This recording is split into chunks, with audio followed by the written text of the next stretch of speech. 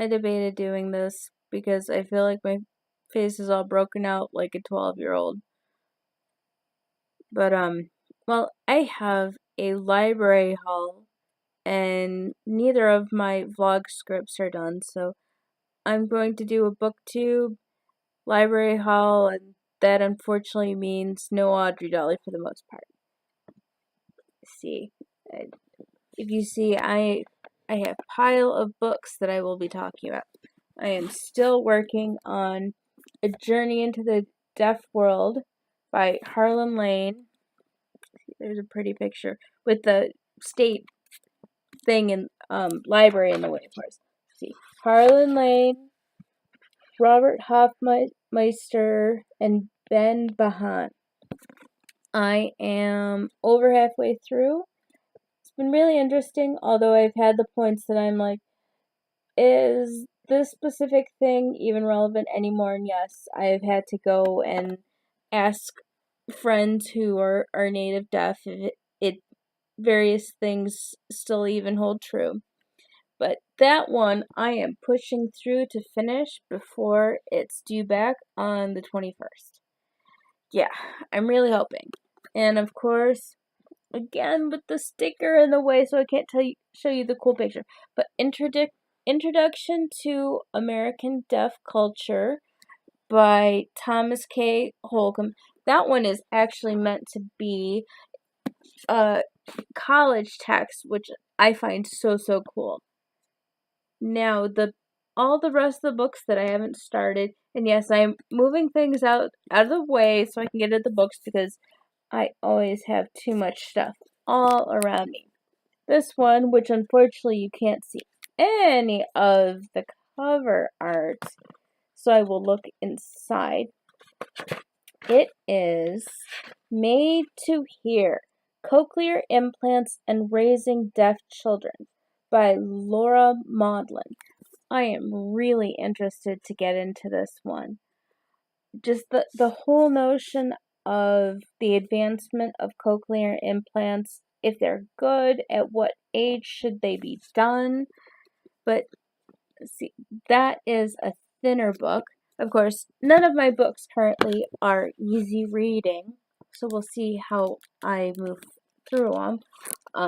We have The Mask of Benevolence: Disabling the Deaf Community. This is also a Harlan Lane book. I am looking forward to this one. The notion of, I think that the book talks about deaf pride and how hearing people have caused problems for the deaf community. At least that's what I'm guessing based on what I've read, and I so hope that Mr. Lane produced an interesting book, which I'm loving his other book, and I can't wait to add more books that he's written or co-authored or edited. Now, the next book, you can see a little bit more of the cover because the sticker's towards the bottom. Black and Deaf in America. Are we that different? This one was written by, let me see, by Ernest Harrison, I think it is. I'm having problems finding the information. But since in Two Houses, I'm still working out what her exact identity is, because I know she says that she's a coda at the beginning, but I think she could potentially be moving into a hard of hearing identity, maybe even deaf, based on how I show her hearing issues as the book changes. But B is black, and both of her parents, while being deaf, they are also both black, and they grew up in the segregated South. Now, for black deaf people, that meant going to residential schools that were also segregated.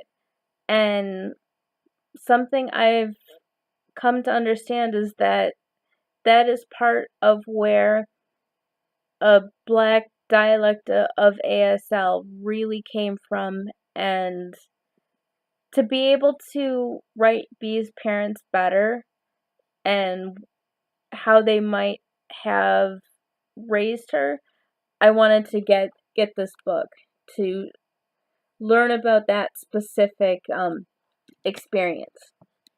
Now, this one, I'm not sure how this book about parenting got onto my reading list, but The Silent Garden, a parent's guide to raising a deaf child. Yes, to raising a deaf child. It is by Paul W. Ogden and David H. Smith. I'm guessing I've been reading so much about deaf education that that's why it made sense and why it got requested. And Children of a Lesser God. Yes, 30-year-old movie. So cool. Now I noticed I might have to try watching it again. On the back of the box in the special features, it says English subtitles in parentheses for the deaf and hard of hearing. I couldn't figure out how to put on captions with it. It wouldn't work through my TV. So I will likely have to read it or watch it again and get those subtitles on, because the volume control is so hard. There are scenes that you have to turn it way up and then way down, and unfortunately it seemed like the way they handled a deaf character back when this movie came out was to have the character playing against Marlee Matlin's deaf character, William Hurt, her love interest. He spoke a good amount of what she signed. But if he didn't translate and voice it, and you couldn't catch her ASL, you were kind of just sitting there not knowing what was going on. I did think of it as a good experience in terms of understanding what too many deaf and hard of hearing people go through. Now, I'm going to grab the next one under my pile, so I go on all my deaf awareness related books, or deaf culture related books, because my last book is another topic. But Train Go Sorry, Inside a Deaf World by Leah Hager Cohen. I have to admit, I am not certain why this one ended up on my reading list, and I am definitely excited for it. But yeah, figuring out why I wanted to read it, other than it being a Deaf World book, it'll be interesting to see.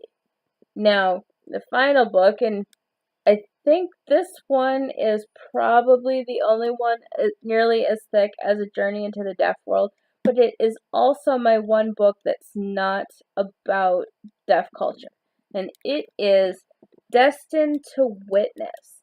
See if I can show you the cover there. It is by Hans J. Messaquoi. I hope I didn't slaughter his last name too much. But that is the story of a black boy growing up in Nazi Germany and his experiences. And while I am the resident World War II nut in my house, it is the joke that my daughter, who's been home educated the majority of her life, she will very quickly just zone out when I start talking about World War II, because I know more about World War II than she will ever forget about it. And, well, Destined to Witness, that followed on the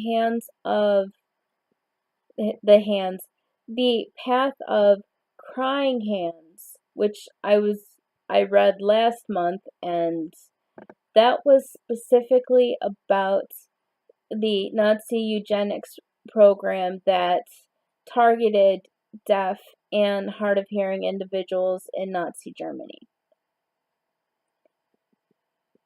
But yes, that's my library haul.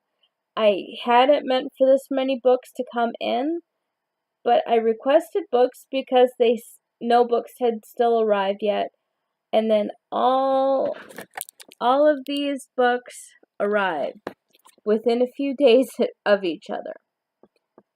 So I've been doing not much besides reading, and of course ASL learning, which is pretty much one or the two. I should probably take a break and write some sex at some point, but yeah, I have a lot of reading to do.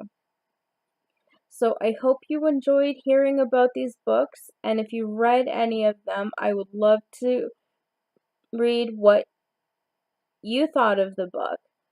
And now I will let you go because this video is getting long, and I am not working with a transcript, so it will be a long time in making the captions. I hope you look at the About tab on my channel, where my Patreon and Ko-fi and website, just all my social media is available. And if you make sure to subscribe and use the alert, because I am horrible about posting or uploading on the same day on my channel, on my website. Although my website you do kind of get most often Monday for Masturbation Monday Blog Hop, and Wednesday for the Whip It Up Wednesday for Works in Progress. But other than those 2 days, you can't guarantee if and or when I will be posting. But thanks, I hope you enjoyed it.